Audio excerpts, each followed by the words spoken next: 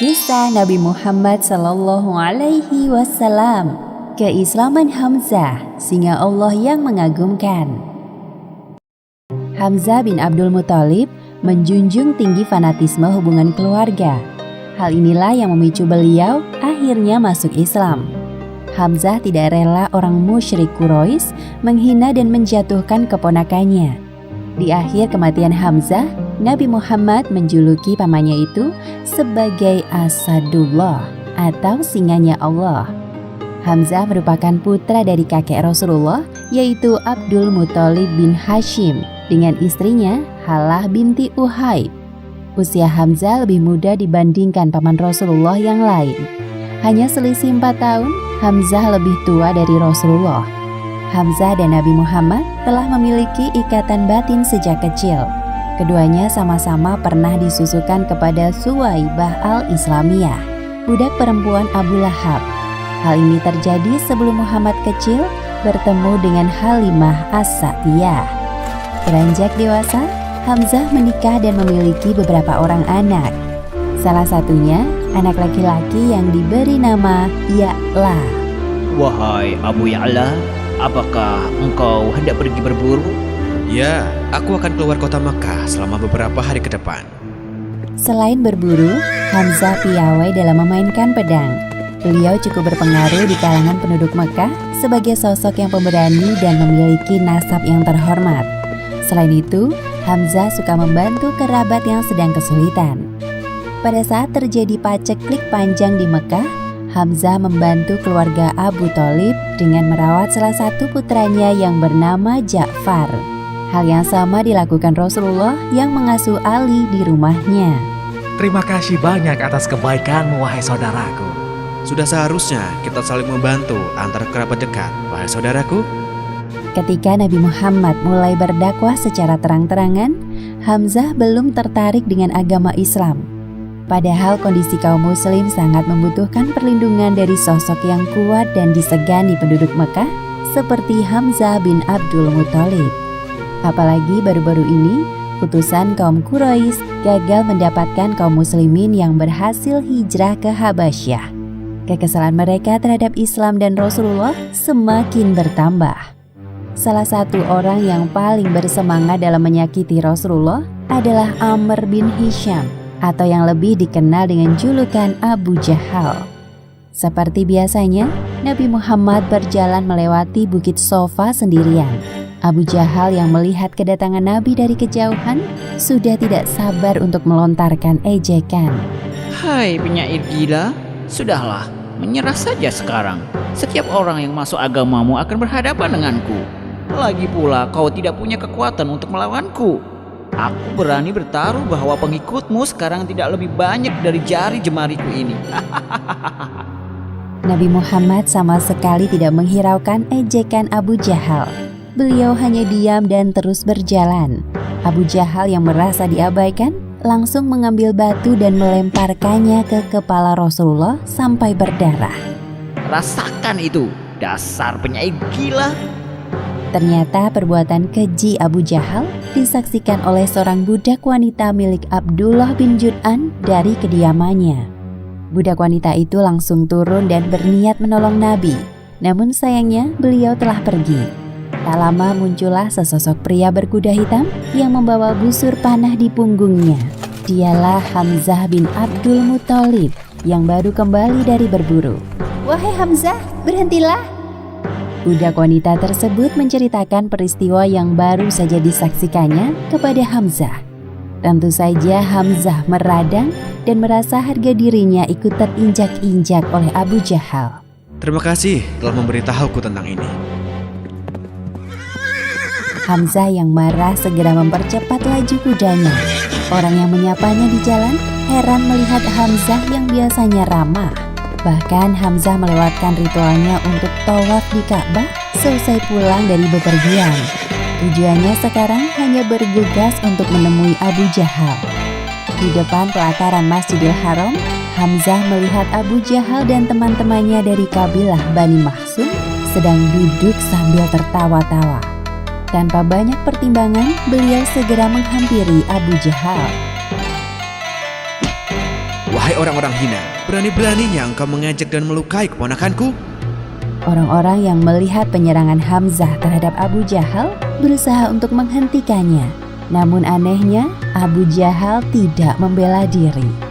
Biarkanlah dia. Aku memang telah mencaci maki keponakannya dengan cara yang berlebihan. Aku pantas menerimanya. Tidak tahukah engkau bahwa aku telah masuk agamanya? Semua orang yang mendengar tentang keislaman Hamzah terkejut dan tidak percaya. Benarkah yang barusan engkau katakan, wahai Hamzah? Ya, Kami sungguh baru tahu jika engkau telah masuk ke Islam. asyhadu alla ilaha illallah wa asyhadu anna Muhammadar Rasulullah. Bukankah sudah jelas? Sekali lagi aku peringatkan kepada kalian, terutama kepadamu, wahai Amr bin Hisham. Jika engkau berani menyentuh Muhammad, aku sendiri yang akan menghabisimu. Hamzah pergi meninggalkan Abu Jahal dan baru tersadar dengan apa yang telah diucapkannya. Kemudian Allah Subhanahu wa Ta'ala melapangkan dadanya untuk masuk Islam dengan niat yang baik. Ya Allah, maafkan hambamu yang terlambat menyadari keberadaanmu. Hamzah lalu menemui Rasulullah dan mengatakan keislamannya. Sejak saat itu, kekuatan umat muslim semakin bertambah. Orang Quraisy mulai memperhitungkan keberadaan Hamzah di tengah-tengah kaum muslim. Ketika peristiwa hijrah ke Madinah demi memperjuangkan Islam, Hamzah adalah orang yang paling bersemangat. Apalagi ketika perang mulai dikobarkan, Hamzah selalu berada di garda terdepan.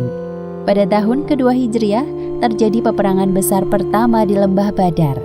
Sebelum perang besar dimulai, biasanya diadakan duel 1 lawan 1 dari masing-masing pemimpin. Wahai Hamzah, Ali dan Ubaidah bin Al-Harits, bersiaplah kalian untuk maju. Kami siap, wahai Rasul. Para pemimpin muslim berhasil mengalahkan 3 orang lawannya, yaitu Utbah, Syaibah, dan Al-Walid dengan sengit. Hanya Ubaidah bin Al-Harits yang mendapatkan luka cukup parah. Di akhir perang Badar, Ubaidah meninggal karena terbunuh. Meskipun begitu, kemenangan berada di tangan umat Islam. Setahun kemudian terjadi peperangan kedua antara kaum muslim dan kaum musyrik Quraisy di Gunung Uhud, tepatnya pada tanggal 15 Syawal tahun ketiga Hijriah. Pada perang Uhud tersebut, Hamzah bin Abdul Muthalib terbunuh oleh lemparan tombak Wahsy bin Harb. Wahsy melakukannya atas perintah dari Hindun bin Utbah bintu Harits dan Jubair bin Mut'im. Mereka menjanjikan kemerdekaan untuk Wahsy dan hadiah lain jika berhasil membunuh Hamzah. Namun sungguh malang kematian Hamzah. Jasadnya dirusak dan diambil hatinya. Wahai Hindun, aku bawakan hati Hamzah untukmu. Jangan ingkari janjimu kepadaku. Tenang saja Wahsy, kamu sekarang merdeka, bukan budak lagi. Dan aku akan memberikan hadiah yang banyak untukmu. Karena keberhasilanmu membawakan hati milik Hamzah. Hal tersebut dilakukan Hindun untuk membalaskan dendam kepada Hamzah yang telah membunuh ayah dan pamannya yang bernama Syaibah serta saudaranya yang bernama Al-Walid di Perang Badar. Sofia binti Abdul Muthalib, yaitu bibi Nabi Muhammad yang ikut membantu dalam peperangan, menemukan jasad saudaranya. Innalillahi wa inna ilaihi roji'un. Sofia bergegas memberitahukan kabar duka itu kepada Rasulullah. Rasulullah sangat sedih dan iba melihat jasad pamannya telah terkoyak-koyak. Kemudian turunlah ayat Al-Quran surat An-Nahl ayat 126. Dan jika kamu memberikan balasan, maka balaslah dengan balasan yang sama dengan siksaan yang ditimpakan kepadamu. Akan tetapi jika kamu bersabar, sesungguhnya itulah yang lebih baik bagi orang-orang yang sabar. Sementara itu di sisi lain, Hindun sudah tidak sabar untuk menikmati hati Hamzah. Dengan penuh rasa dendam dan kepuasan, ia memakan hati Hamzah. Aku tidak bisa menelannya. Berita tentang Hindun yang memakan hati Hamzah akhirnya tersebar sampai ke telinga Rasulullah. Kalau saja dia menelannya, tentu dia tidak akan tersentuh api neraka. Karena Allah mengharamkan bagi neraka untuk menyentuh bagian daging Hamzah sedikit pun. Hamzah bin Abdul Muthalib meninggal di usianya yang belum genap 60 tahun dan dimakamkan di lereng Bukit Uhud bersama para syuhada. Karena kepahlawanan Hamzah dalam membela agama Islam, Rasulullah menjulukinya Asadullah, yang artinya singa Allah, dan menamai beliau sebagai Sayyidu Syuhada, yang artinya pemimpin para syuhada. Demikianlah akhir kisah keislaman Hamzah, singa Allah yang mengagumkan. Hikmah yang dapat kita ambil dari kisah ini: pertama, sebaiknya fanatisme hanya dilakukan untuk kepentingan agama, seperti pembelaan Hamzah terhadap Rasulullah yang kemudian menjadikan Allah Subhanahu wa Ta'ala mendatangkan hidayah kepadanya.